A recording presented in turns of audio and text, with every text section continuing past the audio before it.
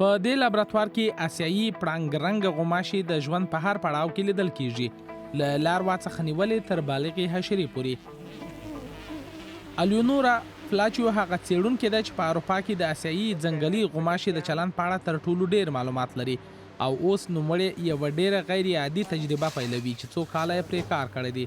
هغه غواړي چې له آسیایي ځنګلي غوماشي نفوس سره چې په ډېرې چټکۍ سره د ودې په حال کې ده په بیل ډول مبارزه وکړي د میلیونونو شنډو نر ماشو له لارې. دلته په جنوبي یا ایټالوي سویس کې د مارکوت ښکلي کلي کې سږکال څېړونکي په مجموعي توګه 2 میلیونه آسیایي ځنګلي غوماشي ازادوي. له مۍ میاشتې راهیسې هغه د دې کوچني کلي په 80 بېلابېلو ځایونو کې هره اونۍ دغه غوماشي پرېږدي. خو خلک باید اندېښنه ونه لري، حتی که په میلیونونو ماشي هم ازادي کړل سي.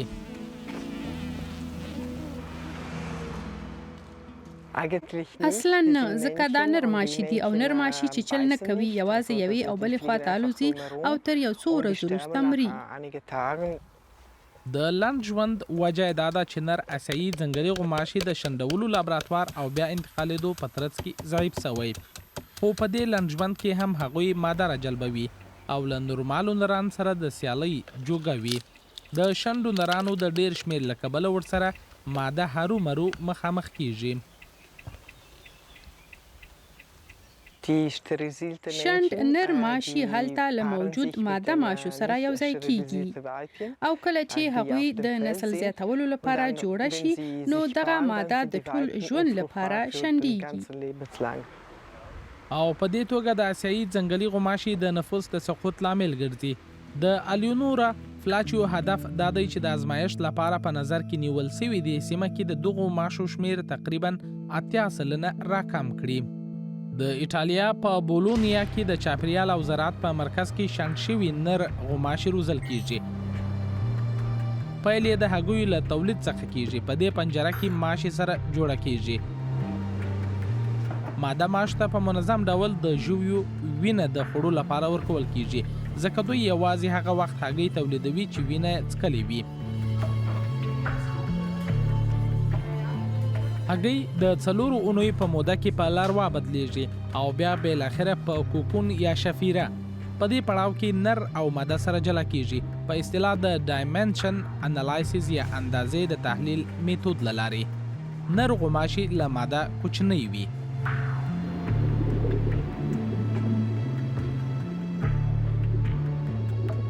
په دې توګه سړی په اتوماتیک ډول سره بیلولی سي. تر دې وروسته پر کوکون د ایکس ری وړانګې اچول کیږي. په دې توګه نر شنډیږي خو ژوندي پاتیږي. د 1000 ماشو شنډول کابو 80 یورو لګښت لري. د سږني هڅې لګښت کابو 200,000 یورو دی. خو کله چې دا تجربه کامیاب سي او دغه پروسه په پراخه کچه تر سره سي نو لګښت به په شدت سره راټیټ سي.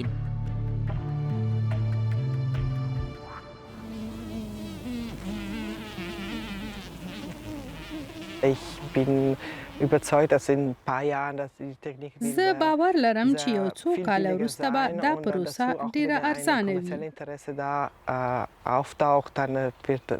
او که تجارتي لیوالتیا ورته پیدا شي نو ډیره ارزانه تمامیدلی شي.